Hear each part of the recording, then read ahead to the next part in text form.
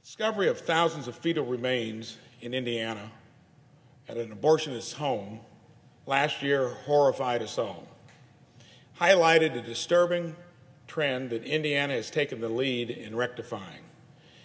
This bill is our chance to fix the problem nationally. I believe all human life deserves a dignified burial, and fetal remains deserve to be treated with respect, not as medical waste. Sadly, irreverence towards fetal remains, like Dr. Cloffer's in our case, grotesque collection, is not an isolated incident.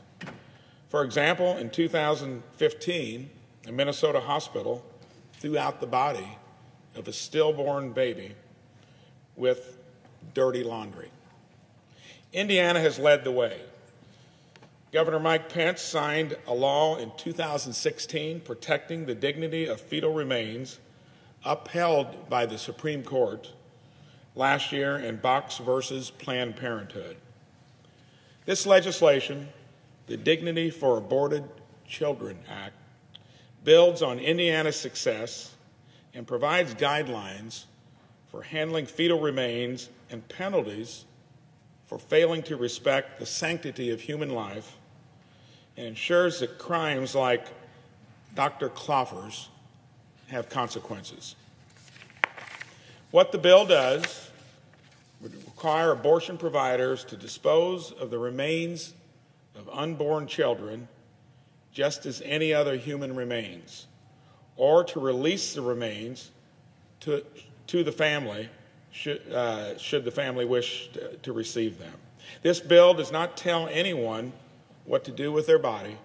It only holds human fetuses to a higher standard of dignity than medical waste. Last week, this body could not agree to ban abortions after science tells us fetuses are capable of feeling pain. This body could not agree to ensure that babies born alive after botched abortions should receive the same standard of care as a baby born in a hospital. At the very least, we should be able to agree to treat the remains of unborn children with the reverence befitting a human life rather than as medical waste.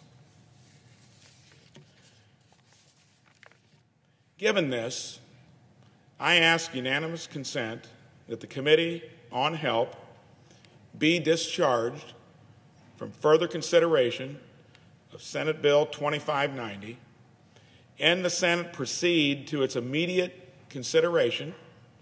I ask unanimous consent that the bill be considered, read a third time, and passed, and that the motion to reconsider be considered made and laid upon the table.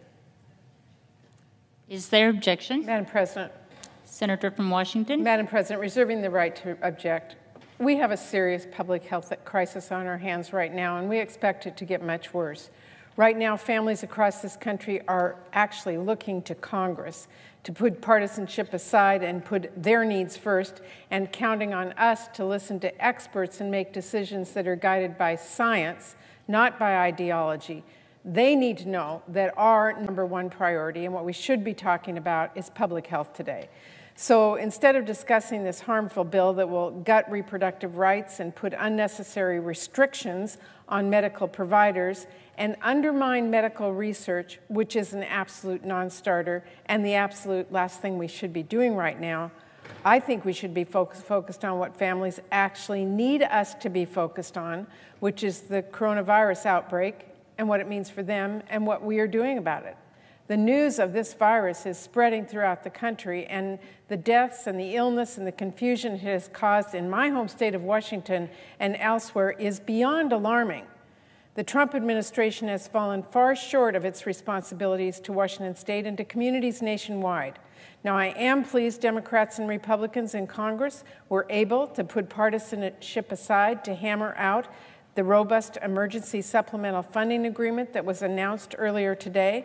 It's an agreement that goes well beyond President Trump's totally inadequate request in order to actually meet the needs we're hearing about from the officials on the front lines of this crisis.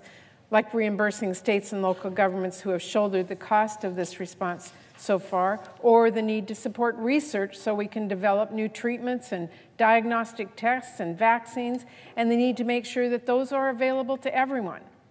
This agreement helps us prepare for what's next by providing funding to shore up our store of medical supplies and support community health centers in underserved areas and bolster global health and public health preparedness programs. So I'm working to make sure we get that bill signed into law as soon as possible, and I will continue to follow it closely because experts have already made it very clear this is not going to be over soon. And while the funding is a great step, we need to make sure it's not the last one. It is very critical that we continue listening to our health experts, providing needed resources, and preparing for what's next, including what this will mean for families' day-to-day lives and for people who can't take a day off work without losing a paycheck, or don't have affordable child care if their school closes, or don't have a health insurance, or who are experiencing homelessness. So I hope my Republican colleagues will think long and hard about what their priorities are in the midst of this and choose to refocus their energy on working with us to address the urgent issues of the day. So instead of distracting us from serious work and wasting time we don't have. So I object, Madam President. Ms. Hurd. Madam President, Senator from Indiana.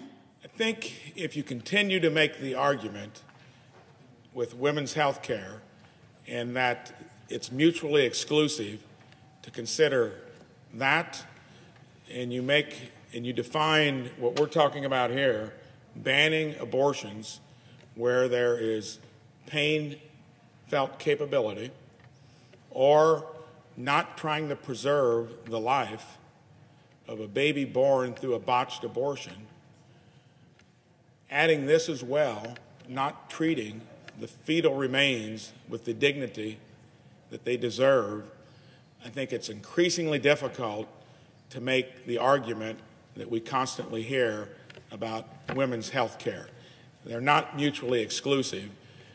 This is something that shouldn't be put into the category that it would impact any of that by putting this into effect. I yield the floor.